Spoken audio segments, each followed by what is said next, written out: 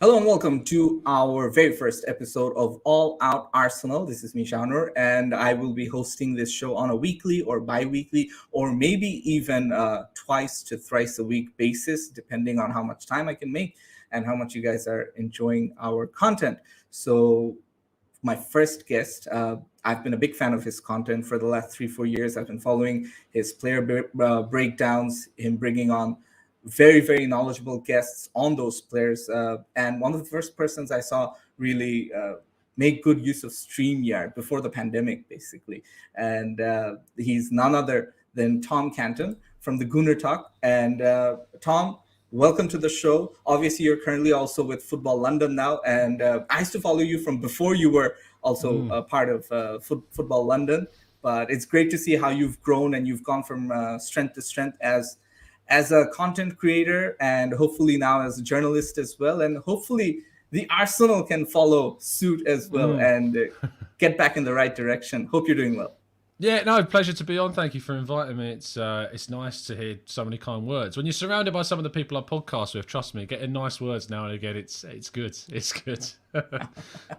So I know times have not been good for us recently. I mean, the last three results, they've been devastating. A lot of banter has come our way from rival fans. Our fans have gone back in disarray.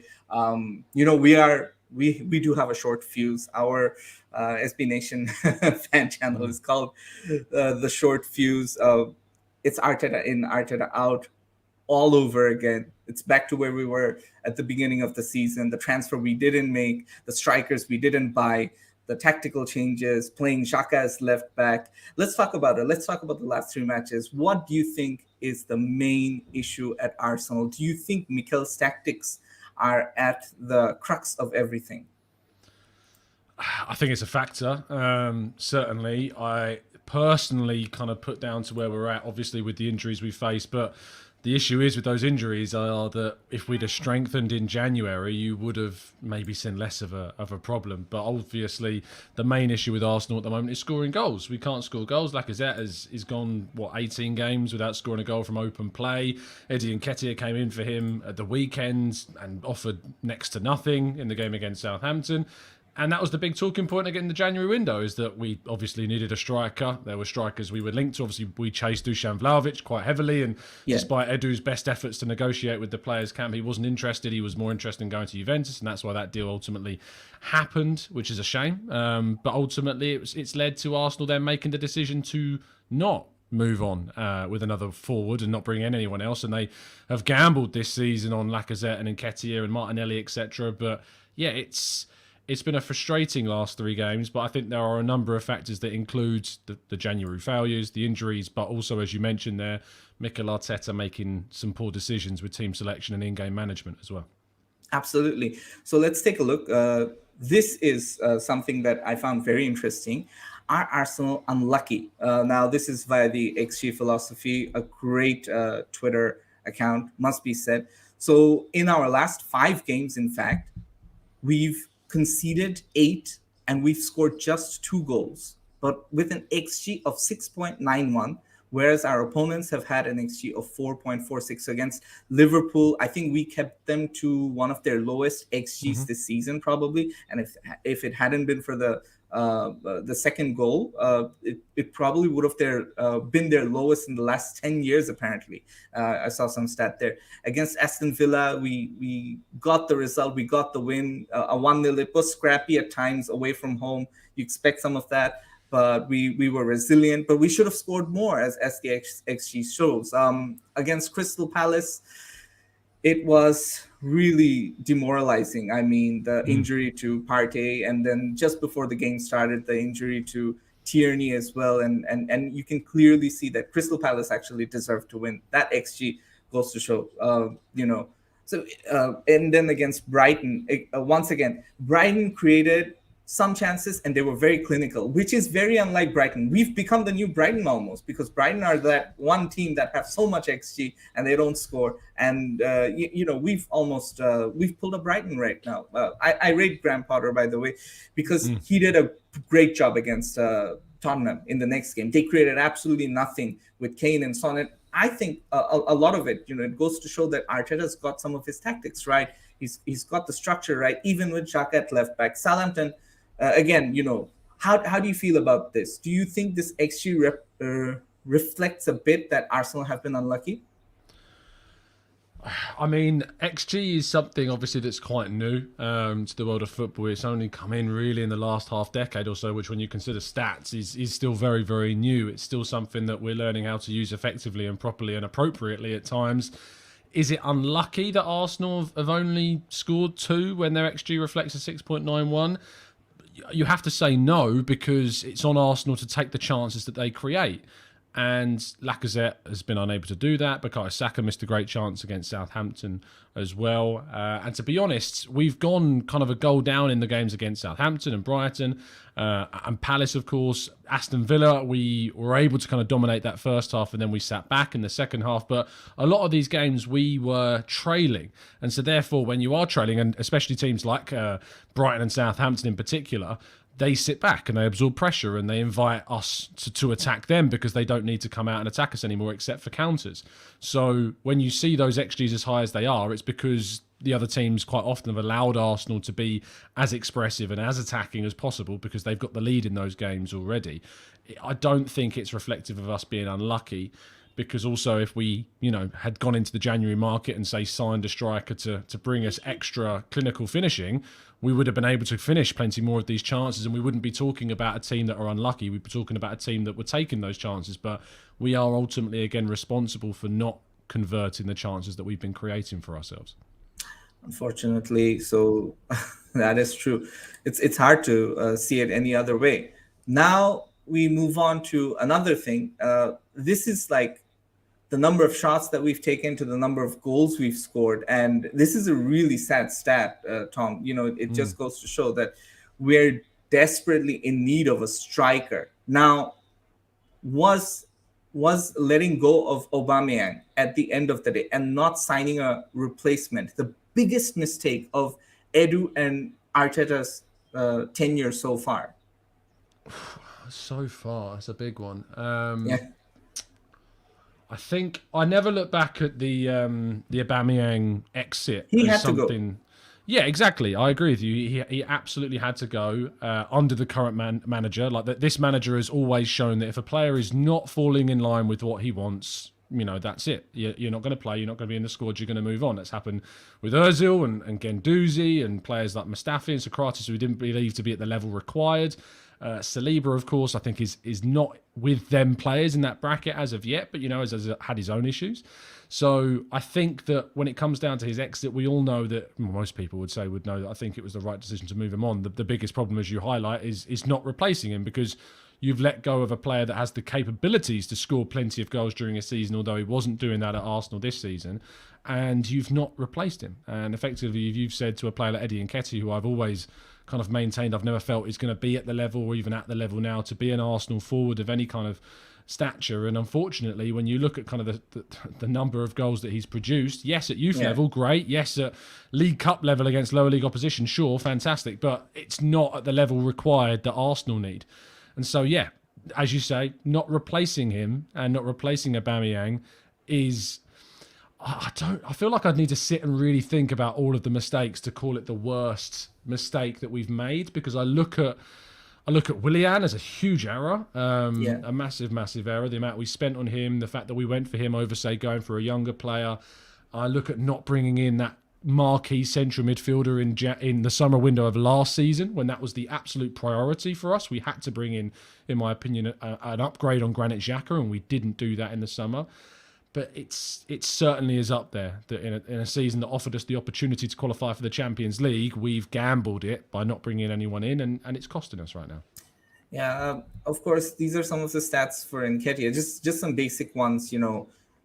He's started 6 times. He's been substituted in 14, on the bench 5 times.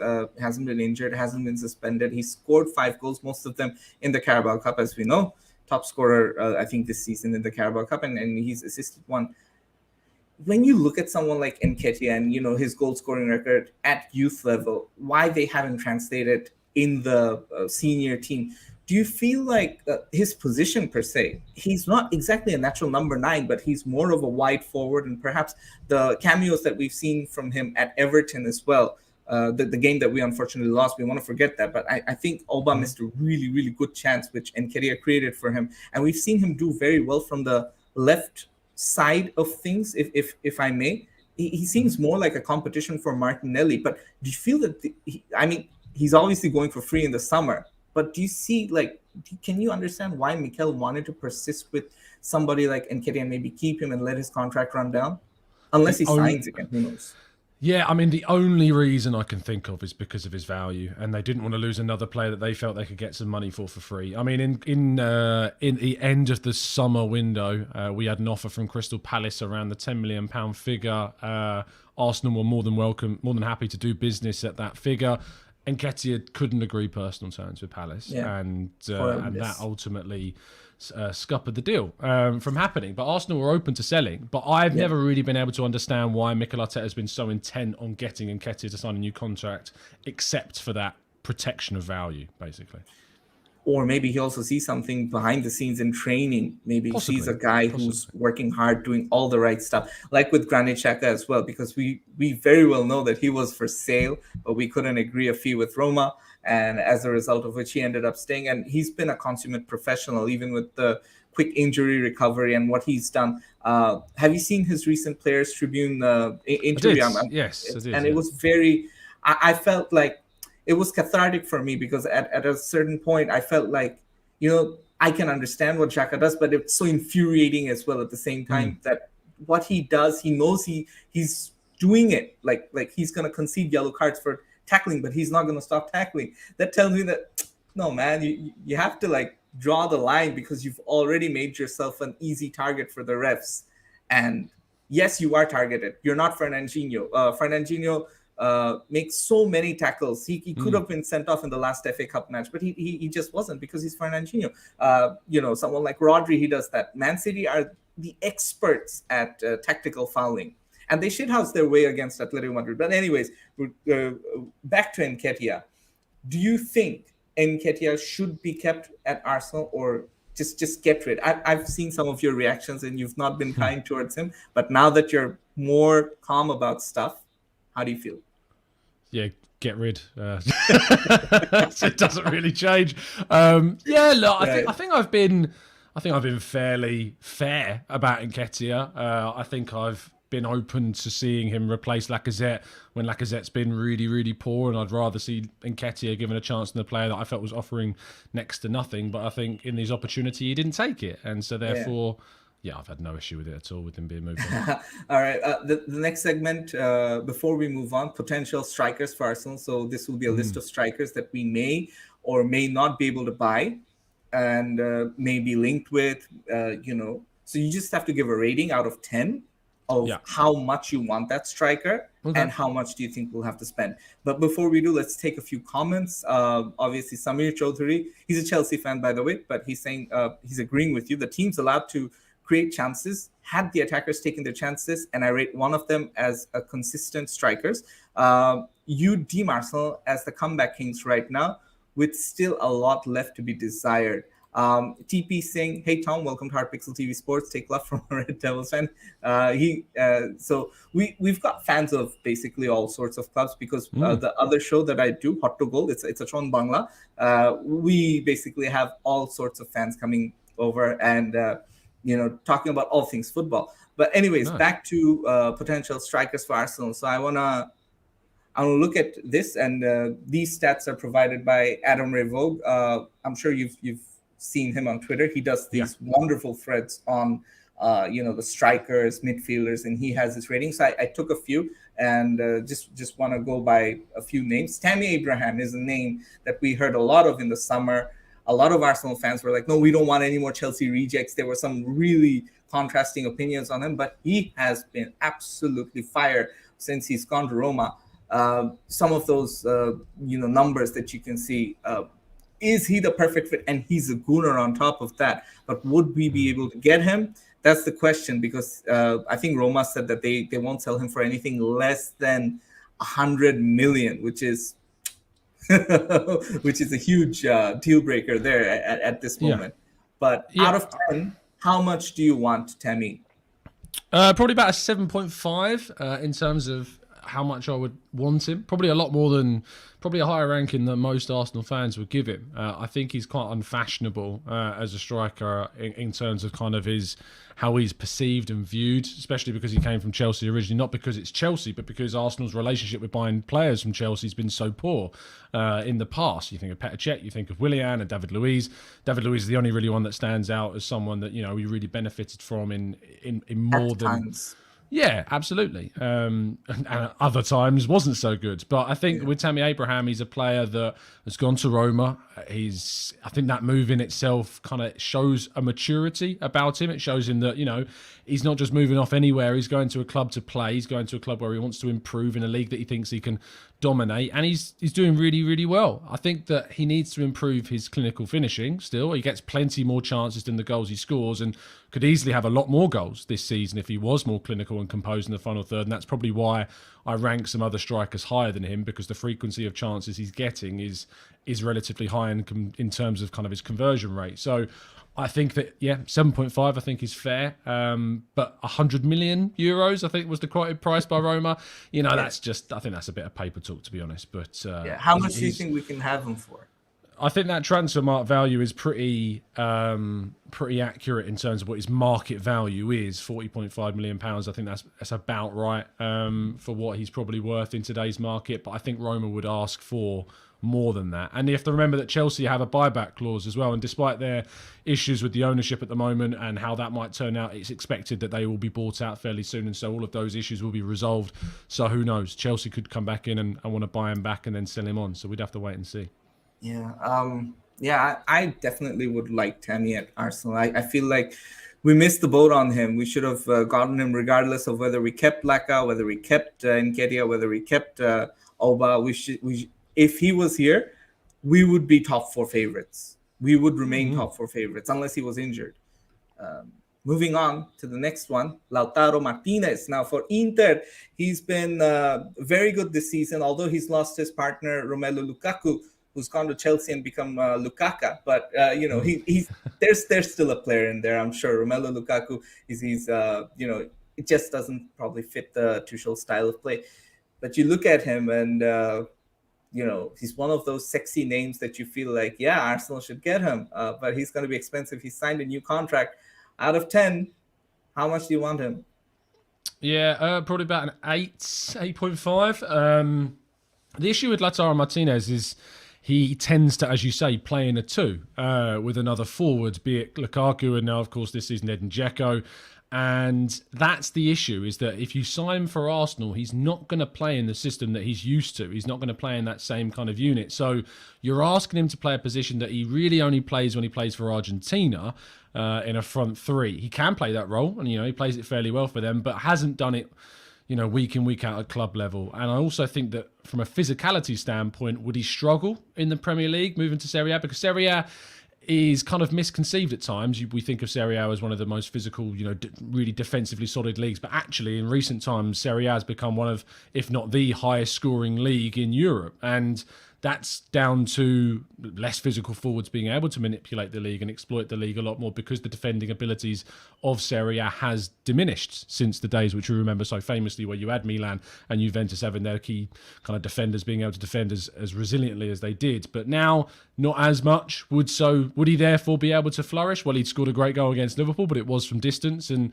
beyond that, did Inter Milan really threaten Liverpool during that game? And did we see a Lautaro Martinez that could fit and challenge in the Premier League? I'm not so sure. But I think he'd be a better pick than maybe a Tammy Abraham because of a less risk associated with his quality. How much do you think we'd have to pay for him? Yeah, I think that's 63. 70? Okay.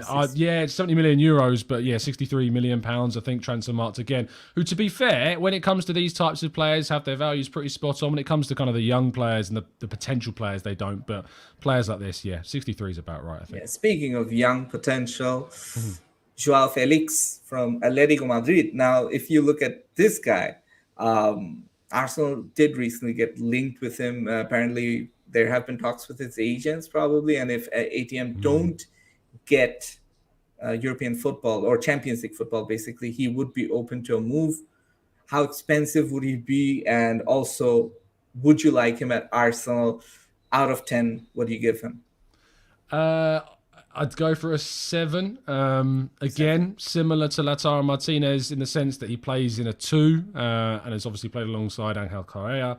Luis Suarez doesn't tend to play on his own. Even in the Portuguese national side, he plays alongside Ronaldo, or if Ronaldo's not there, Gonçalo Guedes, Andre Silva as well. So I would be, again, tempted to put the rating slightly lower. That's not reflective of his quality. It's just reflective of how easy he would assimilate into the Arsenal team. So, yeah, that 63 million is about what he's worth. They paid a hell of a lot more for from Benfica when they signed him to be the Griezmann replacement. Pepe. Yeah, they exactly got Pepe'd indeed. But yeah, Joao Felix, I think that he's probably not the one that Arsenal should be looking to go for. Right. So for now, Lautaro's at the top. What about this guy, Victor Osimhen? Now, we've heard a lot of him dealing with the Napoli president, Mr. Antonio. De Laurentiis, yeah. Is very tough. Do we have a chance with him? And also, we're hearing talks that Arsenal are interested. How much do we have to pay for him? 100 million? And how likely do you think, how much do you want him out of 10? Yeah, he's probably out of the ones we've covered so far. He would rank the highest, so 8.5, 9, around that ballpark of what I would want him. He's very good. He can play on his own in a striking role, which is, again, a big part of what Arsenal need to look for. He's rapid. He's still got that physicality about his game, clinical, ruthless finisher. But the price is high. And the price is high because Napoli paid a high price when they bought him from Lille a couple of years ago to be not Nicolas Pepe's replacement, but certainly to replace the goals that they lost when Pepe joined Arsenal. He joined in that striker role and has now since been replaced, of course, by Burak Yilmaz and Jonathan David, who I'm sure we'll talk about in just a second. But oh, yes. Osimhen is a quality forwards and would be up there in probably my top 2 or 3 choices but again, the price is going to be high because of how much they paid. What I would say is that I think he would be gettable because there is, if you do a little bit of research, alleged accusations around the transfer from Lille to Napoli. Yes. And in Napoli are being investigated, as are a number of Serie A sides, about certain transfers. So perhaps they would be open to moving on because he's involved in that kind of controversy, if you like. I personally see him as a really, really big talent and someone that would bang goals, would make the project go bang, as Mikel says. But I just get this feeling that we need to get someone who's a bit more local, maybe. But yeah, speaking of guys that you just mentioned a while ago, Jonathan David, Laka upgrade. Yeah, I think he is that very much a lacquer upgrade, but he's good with his link up, good finisher, bundles of potential, can play on his own and can play in a 2. I know that he does play a lot with Burak Yilmaz, but has begun to play more on his own as well, played against Chelsea on his own as the single striker, does for Canada and leads that Canadian national team and has helped them obviously to a World Cup debut, which is brilliant. And I look forward to watching him in Qatar in the summer. Their summer, our winter, of course. So that's gonna be crazy thinking about a winter World Cup. But that's for another podcast, I guess. But yeah, when it comes down to David's 8 out of 10, slightly below Osimhen, I think because of the recent issues in his form. I think he's only got 1 goal in his last 10 or something games. Has kind of dipped off recently. So I think maybe that comes into it. And again, Osimhen is a more accomplished lone striker than David. So I would say 8 out of 10 for a Jonathan David. But you'd have to pay about £40 million for him as well. Yeah. Yeah, the price would be not too much again. This is a guy we've been linked with in the winter. He's not at the best of seasons. He was so good in the Euros and all the Arsenal fans. And then also we've got certain Arsenal Twitter fans making videos of him and comparing him with Henry. Not like comparing him, but showing Henry what he used to do and then showing what Isak and what he does. Real Sociedad, they've obviously got a massive release clause for him. I think upwards of 90 million. It's not a 90 million. 74 million pounds is what it would cost, yeah. Now, Tom, how much would you want him, and for what price? What's your take on Isak? Yeah, not his release clause, that's for sure. I was quite glad we didn't sign him in January for his release clause. Panic buy.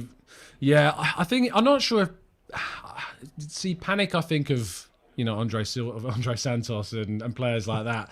I wouldn't necessarily think it'd be panic, but I think it would be a very, very risky signing to make for the amount of money that he costs. He's obviously got loads of talent. We know that. He's this season having a pretty difficult time trying to score goals, which is not all entirely his own fault, because Real Sociedad have not been the best, despite them still being in a race for the top four this year in La Liga with Real Betis and Atletico Madrid. It's not like they've been awful, but they've not been the same as what we've seen. David Silva's not been as creative for them. They don't have Ødegaard, of course, as well, 2 years on from when he had his great partnership with Isaac during his breakthrough season. Yeah. I think that if you are to get him, he's a £40 million player, and anything more than that would be overpaying for what he is. Fair enough. Moving on, I think you've spoken about this guy a lot. Patrick Schick, Bayer Leverkusen. We haven't had any links with him, but I had to include him because he's probably your number one. I don't know if he's still your number one. Go ahead, Tom. Yeah, 9 out of 10 probably is my number one pick still right now. Patrick Schick is a very, very talented player, and I like look at his this profile. side. Yeah, exactly. His non-penalty goals, he's up there with the best in Europe at the moment this season. He's been brilliant for Bayer Leverkusen, only behind Robert Lewandowski in the Bundesliga so far. Being caught up, to be fair, by Erling Haaland now, he's returned from injury. But, I mean, Schick has been fantastic. The issue we have with Schick is that Bayer Leverkusen have absolutely no interest in selling him. And if they do sell him, the quoted figures are around £58 million. I think, though, that's a pretty fair price for what you'd be getting. People do point to his past, didn't necessarily work out at Roma, didn't necessarily work out at RB Leipzig either. But I think that he was a player that's kind of blooming late in his career. He's one of those players, if you think of Olivier Giroud, really, wasn't able to kind of put the goals down necessarily in his early 20s, but get to his mid to lates, started to flourish. And we're seeing that with Patrick Schick. He had a great European Championships in 2021, has carried that form on into the Bundesliga this season. And I think his profile, his physicality, he's not lacking in speed. He's played on the wing. I mean, that shows you kind of how versatile he is. He's played in wider areas as well, but now he's making the striker position his own. And I think he adds a lot of what Arsenal don't have, and plenty of goals as well. How much do you think we'd have to pay for him? Yeah, I think that you may have to tempt him into a deal at around 60. I think £60 million is what it would cost, yeah. One thing's for sure, Bundesliga clubs usually, I know Chelsea have bought players for a lot of money recently, but Bundesliga clubs in general, they don't cost a lot. So Bayer Leverkusen, they've got a history of selling Kai Havertz for a lot of money, and Julian Brandt to Borussia Dortmund as well. But yeah, right. Speaking of other strikers, I had to include this guy because there are some Twitter tacticals that go gaga over Ivan Toney, call him the next Harry Kane. They see a lot of the attributes of Kane in him. I don't know.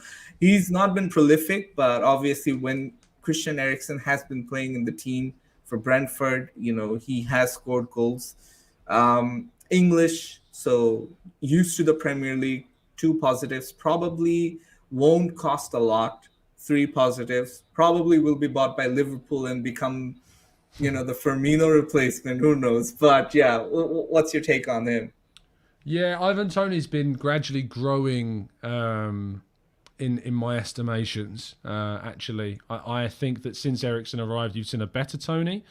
I think his age profile is good for, again, what we want. We want a player that's, stands out. It's not another kid. We've been linked to a lot of young players, Osimhen, Jonathan David, Darwin Nunez, who I'm sure we'll touch on as well, Alexander Isak, all in their early 20s. And whilst that's good, because it means, you've got a high ceiling, they've got more to grow and more potential, but buying a 26-year-old forward, you've still got 4 or 5 seasons at the top of their game, and you're buying them as they're approaching their prime. And with Premier League experience already in Toney, I think he steps up on what we've got. I love his confidence in himself. What I don't love is the controversies associated with him. If you haven't already seen some of the videos that have come out recently about him talking about Brentford quite disdainfully, to be honest. Disparagingly. Yeah, disparagingly is a good word for it. I don't like that, and that certainly put me off him. But if you are ignoring that, which takes some doing, to be fair, but if you're focusing on just a footballing perspective and how much he would cost, probably around, again, I think Brentford would ask for a £40 million figure, to be honest, for him, because he's homegrown, he's a Premier League proven player, and he's their number one striker, so they'd want a serious fee.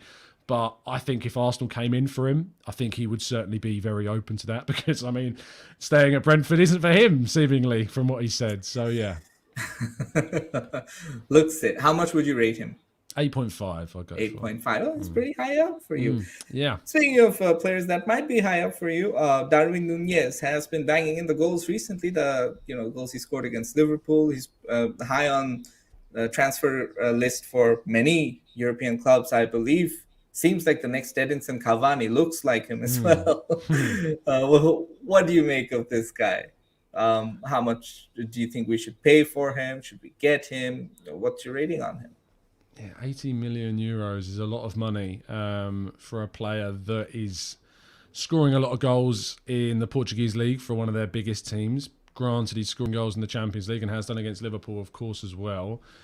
I like his profile. I like that, he's got, again, that physicality, but isn't slow. He's got pace, can play in a wider area, clinical finisher.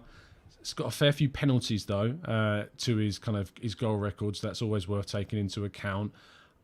I think he would be a big, big risk, but it could be a huge risk that really pays off because he is of what he's rated. And there's no surprise that so many huge clubs are interested in him. I remember 2 or 3 years ago when Barcelona was said to be interested in him as bringing him in to be effectively Lionel Messi's replacement, not in the sense that he's anything like Lionel Messi, but just to replace the goals that Lionel Messi was scoring for Barca. That ended up not happening, and actually he was getting linked to teams like Brighton and Sheffield United as recently as last year. So it's been a big year, and he's certainly stepped things up this year and raised himself into the bracket. But yeah, I'd probably give him an 8 or an 8.5 out of 10. But he is of that young age profile again. Does he stand out? Would he be a leader in the group, or would he need to be guided, and would he maybe flourish in a team with more experienced players around him? Perhaps that's the risk with Arsenal.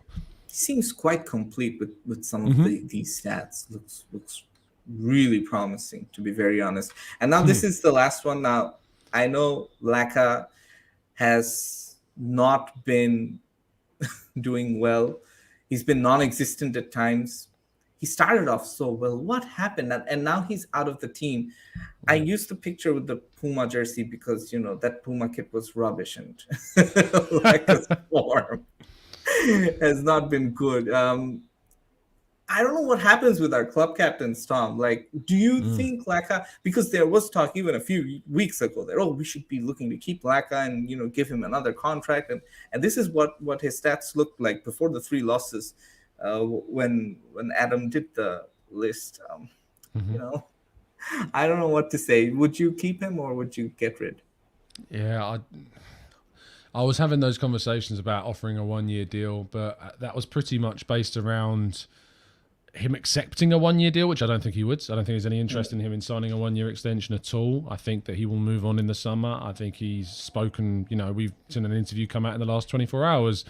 Him talking about he wants to play in a Champions League team. Which is a shame that he not came out now, but that the release of that interview was now, because obviously it sparked up quite a discussion amongst the Arsenal fans. I wrote a piece on this today, did an open letter to kind of Lacazette, kind of formatted article, just saying that, look, if your time's coming to an end at Arsenal, you came in saying that you wanted to give everything for the club and take it back to winning titles. Well, we haven't won titles. We've won an FA Cup whilst he's been there, and a Community Shield, of course, too. But if we want to win things, it's going to happen by Arsenal getting back into the Champions League. So if he wants to be responsible for Arsenal's return to the Champions League and leave Arsenal as, looked upon a lot more favourably, then he'll apply himself in these last 7 games of the season and really try and show his best form. But based on what we've seen, that isn't what we can expect to get right now. He's not even in the squad, so there's But he supposedly tested positive, so that's all we know right now. But that's supposedly. That's the one issue. So Tom, we're done with the slides. We're almost done with the show as well. But before we go, we've got the Chelsea match coming up. Stamford Bridge. We don't win there. We won there somehow last year. Chelsea just won against Crystal Palace. I know you wanted Chelsea to win against Crystal Palace because you didn't want Crystal Palace winning the FA Cup and then taking out any shot we had of Europe. But how do you feel about that game? Not great. I don't feel great about Arsenal at all. Yeah, No matter who we could become up against Norwich away from home, to be honest, and and I'd still still feel, lose. I'd not still necessarily still lose, but still be apprehensive. Really apprehensive about the game because we can't score right now. We are really, really struggling to get on the score sheet, and you've got a score at Chelsea, which, we've got a decent record at Stamford Bridge recently. We got a 2-2 draw, and then we beat them last season at Stamford Bridge, doing the double over them, which we haven't done for goodness knows how many years. Yeah, it's just And crazy. We it managed was that. it was a weird game, to be honest, Yeah, where Emil Smith-Rowe scored that really fortunate goal off the back of a Jorginho mistake, and then we mistake. just held Yeah, out. The interesting thing about that game was that we surprised in the lineup because we went to a back three. Holding, Marie and Gabriel played the back three that day. I have a feeling that Arteta may do that again with White, Holding, and Gabriel in the back three. I think that's the right choice. I think that's what we should do because I think we are going to have to hunker down a little bit and batten the hatches and ready for an onslaught because that's what we're going to get, and then do our best to hit them on the counter. That's, I think, what we can expect, which makes me feel like Lacazette won't start. So I don't think he's the type to play on the counter at all. I think you'll see probably Nketiah start again. I don't necessarily want to see that, but I think it's either him or Martinelli that you'll see start. And I think Pepe should be in with a shout at starting in this game as well because he's been underused and can definitely bring goals to a team. yeah. I kind of disagree with you on Pepe though. I think his time is coming to, and then we'd Oh, I would rather. absolutely sell him. Don't get me Yeah, wrong, but yeah. I just think in the last 7 games of the season, I think there's something from him to give, and he's not ultimately being given a chance to do that. Fair enough. Fair enough. Tom, let's take a few questions before we wrap things up. Suzanne Noor is saying, should we go for a good replacement for Tierney, even Partey, let's say, because these guys, although very good, are injury prone and costing us crucial points at crucial stages of our season. We'll actually do a show on Arsenal's still brittle core, despite the injuries not being as bad as they once were under Wenger. We still have a very brittle core. And if we are going to play Champions League or European football next season, that's something that needs to be taken very, very seriously. Some of our transfers have not worked out, even in recent times. Some of them are still injury prone. What do you feel about this? Yeah, I think that the answer is actually in the question. It's not about replacing them. It's about adding players to compete with them and, offer us greater competition and greater cover when they're not available. So if Partey's not there, we're not relying on, a young prodigy in Sambi Lokonga, who I rate very highly. But, to rely upon him alongside Granit Xhaka is not going to get you in the top 4. It's not a top 4 level midfield pairing. So when Partey's not there, you bring in someone that can play and be as good or nearly as good or even better. Same for Tierney. Tavares has shown he's got potential, but he's not of the level and he's not of the style that Tierney brings to the team either. So it's about bringing in players to compete and upgrade where we can, not necessarily one out, one in, because we know how weak our squad is in terms of depth. Right. And last question. I think Bradley Burke is asking something very nice here. Question for you guys. If Arsenal went all in for Jonathan David, do you think we could realistically get him, especially since teams like Bayern are in for him? And also, he's saying easy fix for Tom, for that, Tom, just buy him and David, simple. I'm not sure who he's talking about, but should we go for more than one striker? And out of those lists, which two and how much do you think we need to spend? Yeah, I understand what Bradley's saying there about Bayern Munich and David, and obviously who we can go for. It depends what we qualify for. If we qualify for the Europa League, are those doors to those players going to be open? And I don't know, is the honest answer. I don't know if they're going to be able to be convinced to join Arsenal. Arsenal struggled, to sign Vlahovic in January. We've struggled to convince other players to join the club. Locatelli. Yeah, of course. Locatelli is another really good example. And if we go imagine if we had both of them. They would be transformative. If we had Locatelli in the midfield and Vlahovic, you'd say They Arsenal need to would be realize a Juve isn't a good project. We're better. We are better, but I think we've got a better coach. Let's face it. I mean, yeah, there's a debate to be had there. But I've spoken with a Juve fan, and he feels that Juve are like just off the boil with their tactics and their coach. He's a dinosaur. Needs to go someone more modern. Now, speaking of the coach, the last question before we end things. What's your take on Mikel Arteta? Do you think that he's the main reason we're in this position right now? Because let me just spin it around for you. When we started the season, I think our goal was just try and get back in Europe with the signings we've made. Mm. Now we're all of a sudden still in with a realistic chance. Realistic, I'm saying, if we win a few games, of finishing in the top four. So has Mikel overachieved, underachieved? What's your take on the gaffer? Well, if we finish in the top four, it's an overachievement. We didn't expect to finish in the top four. We want to be. Arsenal should be in the top four. So it's not an overachievement in regards to what we expect from Arsenal Football Club, but it's an overachievement in terms of the context of what we set out with this season. If we finish in the top four, I don't think a new contract is that. It's not a wild suggestion at all for Arteta. We don't finish in the top four. I don't think he should necessarily get a new contract. I think we should wait for the last year of his contract, see where we're at, see what we do, see how we're performing, and keep the control in the club's hands. And if we finish outside the top six, he should go. It's as simple as that for me. It's, in with top four and top six, and it's out if we're not in the top six. That's Right. easy. Yeah. Right.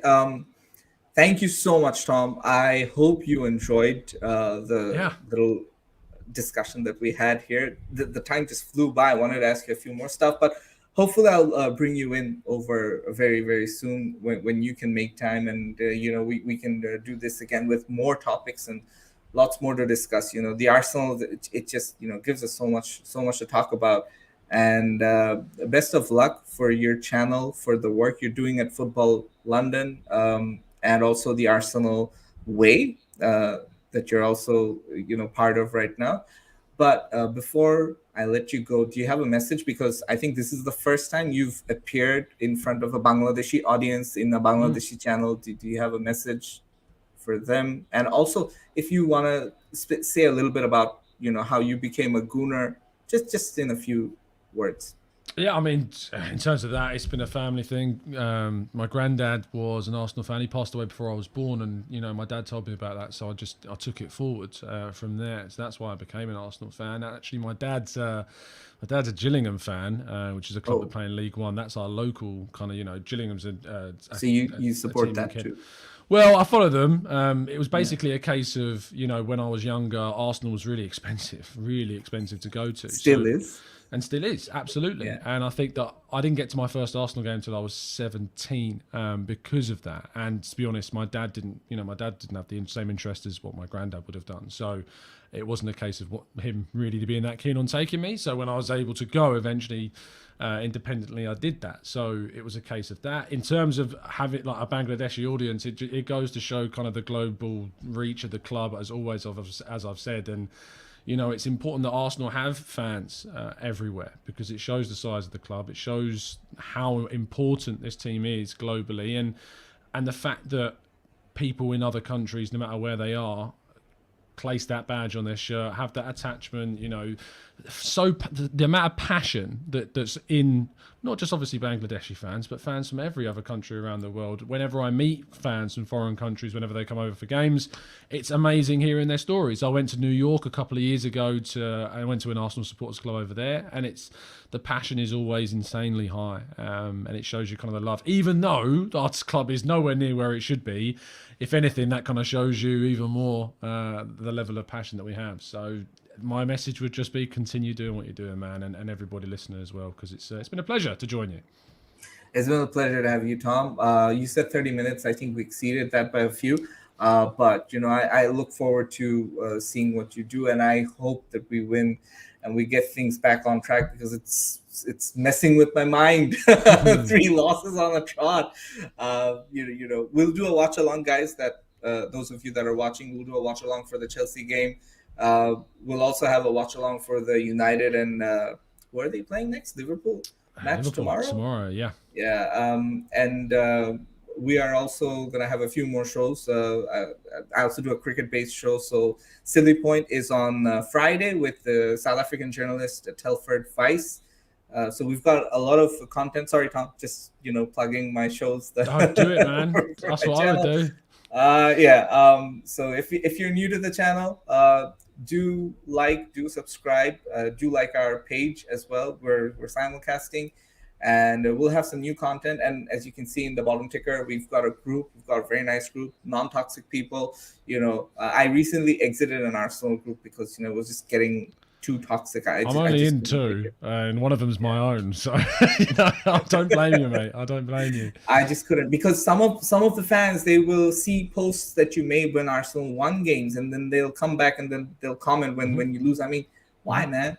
You're a Gooner too, you know. Yeah. I feel your pain. You should feel, you know, just taking it out on me isn't gonna help. Absolutely. You know what I'm Yeah. saying? Bradley, thank you. Suzanne, thank you, and everyone else that joined the show. We'll have this saved. We'll do little bits. We'll have them on social media very very soon. So, anyways, guys, thank you so much for joining. Thank you, Tom. We'll be back again very very soon with another new episode of All Out Arsenal. Till then, this is me, Shannon, saying goodbye, good night, take care.